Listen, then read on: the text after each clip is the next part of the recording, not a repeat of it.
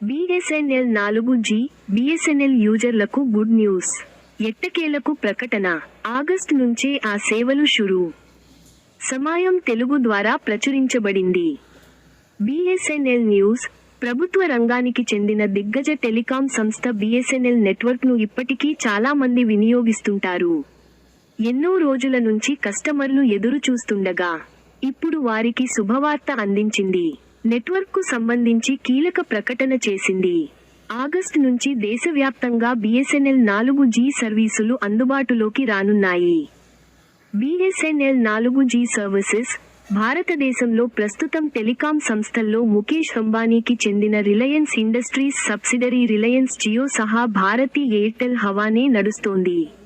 మిగతా వాటి హవా జియో రాక తర్వాత తగ్గిందని చెప్పొచ్చు.